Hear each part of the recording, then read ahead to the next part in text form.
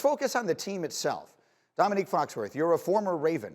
There's been a lot of conversation, a lot of doubt of them on this program this week. What can you tell us about what you're seeing from Baltimore? Yeah, I mean, I think the doubt is fair, but I feel like I've seen so much overreaction. Like, it feels like people are saying that suddenly this team is soft or not tough. The Ravens have always been a really tough franchise and a real physical franchise. They had 1 week where they lost in overtime to Tennessee, and Henry had a couple good runs. They missed some tackles, and now all of a sudden they're soft and their future's in doubt. And I think the same can be said about Lamar Jackson. It feels like a lot of overreaction to him also. What happened for the Ravens last year was incredible. They had all the good breaks. And this year, it's the opposite. And they are right now 6-4, and they probably seem like they're on a course to miss the playoffs or be maybe the 8th seed. That wasn't what they were expecting. But I think 14-2 last year was a bit higher than you could expect, given the talent that they had on that roster. They're going to regroup, and I think they'll be back next year. I don't think they'll be as good as 14-2, but they won't have the injuries and the mishaps that they had this season, and they won't be as bad next year either.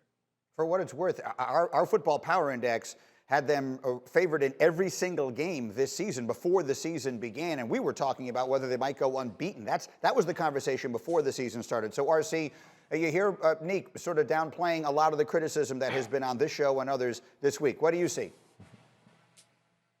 Well, listen, to me, there was a great philosopher born in Buffalo, New York, named Brian McKnight.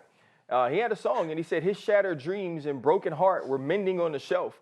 That's where the Baltimore Ravens are going. Because when you think about dreams, when you think about expectations, that's how this team is judged. And I agree with Dominique. If we're just looking at this team in the vacuum of 2020 and they're 6-4 and they're having some struggles because some people are injured, I think we see it a different way.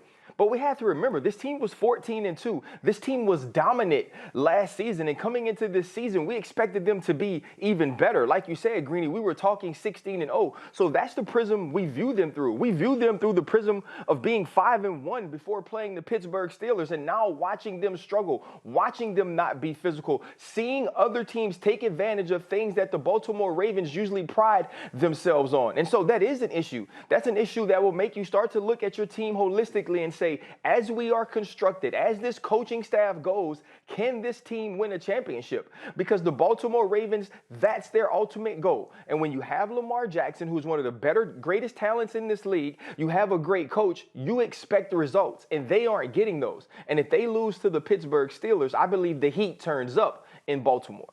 Yeah, that would put them at 6-5 and very much on the fringe of the playoff chase. Desmond, as you watch them play, do they look like a team to you that needs a significant overhaul, or has this been the product of some injuries and some bad luck?